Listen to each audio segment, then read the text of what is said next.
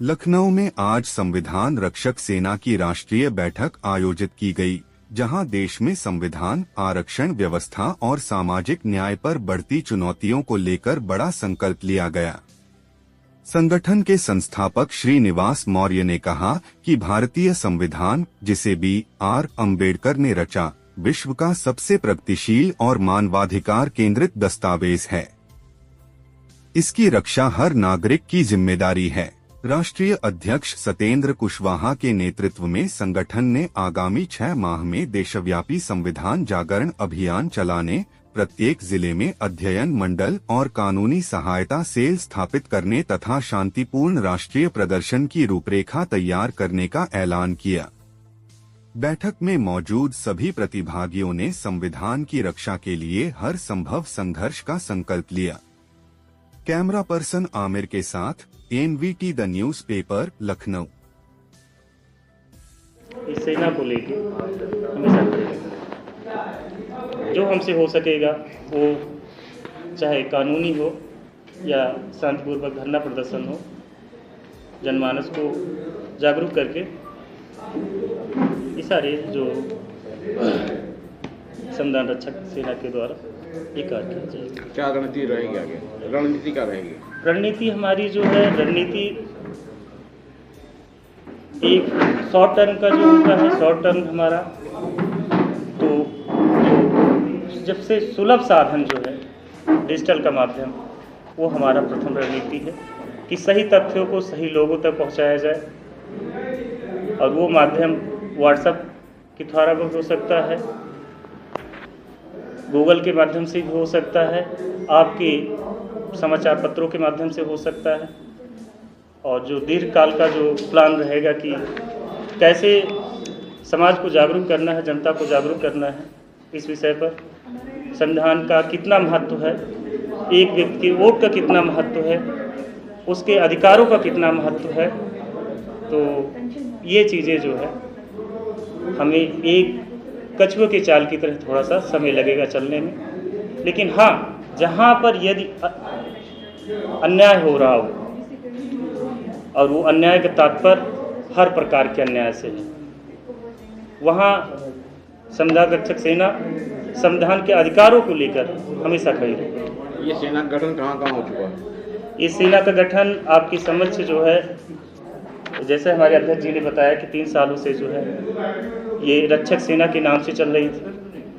अब संविधान रक्षक वही था, लेकिन अब क्या, हमें संविधान के तब भी दायरे में था, लेकिन हमें अपने नाम का प्रभाव जो है संविधान से जोड़कर ही इसलिए देना पड़ रहा है, क्योंकि ये संविधान को लोगों को पता होना चाहिए कि हमारा उद्देश्य नाम से ही मतलब है संविधान रक्षक, अर्थात आपकी रक्षा।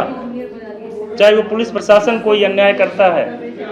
हम आपको एक एग्जाम्पल, अभी इसी महीने के 10 तारीख को जब हम आए हैं, 2 घंटे पहले ही हमें 3 घंटे पे लगभग ज्ञात हुआ है, मोहनलालगंज आपके लखनऊ थाना में, लखनऊ में एक मोहनलालगंज थाना आप सबको पता होगा, 10 तारीख को जो है मनोज यादव हैं, जो कि गंगा खेड़ा के हैं, उनकी बहन उसी मोहनलालगंज थाने के अंतर्गत आती हैं। उनका जो है बहुत जघन्य तरीके से हत्या हुआ है, जिसमें जो अभियुक्त हैं 3 से 4 अभियुक्त थे, जिसमें एक ही अभियुक्त को अभी तक गिरफ्तार किया गया।